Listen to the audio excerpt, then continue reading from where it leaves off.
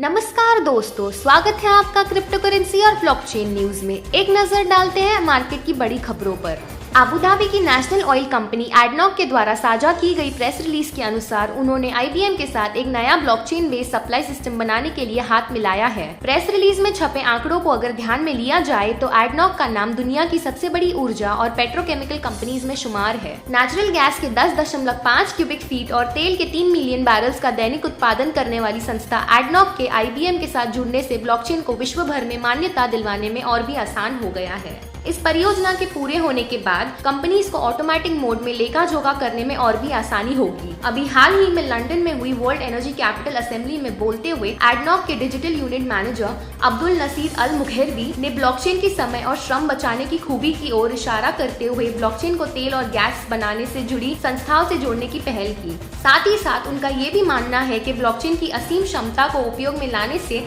धांधली जैसे ज्वलनशील मुद्दों पर रोकथाम लगेगी और एडनॉक के उत्पादनों को और बेहतरीन रूप से इस्तेमाल करने और फैलाने में मदद मिलेगी। ट्रॉन के संस्थापक जस्टिन सन, जो कि अपनी आक्रामक रणनीति के लिए जाने जाते हैं, उन्होंने इथेरियम और EOS पे एक ट्विटर पोस्ट के जरिए ताजा हमला बोला है। ट्वीट में उन्होंने डेवलपर्स से अपनी डिस्ट्रीब्यूटेड एप्स इथेरियम और EOS से हटाकर ट्रॉन प्लेटफॉर्म पर लाने का आह्वान किया है, जिसके लिए वो रेस्क्यू नाम का फंड बनाने पे मंथन कर रहे हैं।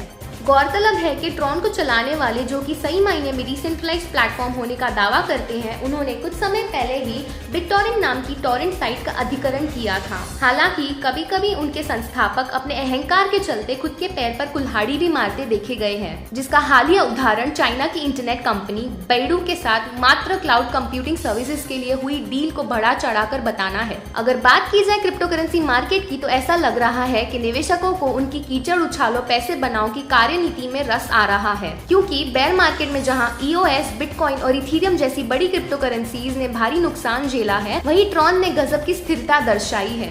EOS को हुए भारी नुकसान की वजह CCN जैसी बड़ी साइट्स में नवंबर में छपी रिपोर्ट्स को भी बताया जा रहा है, जिसमें उन पर डिसेंट्रलाइज्ड ब्लॉकचेन के बजाय बस एक डिस्ट्रीब्यूटेड डेटाबेस होने का आरोप लगाया गया था।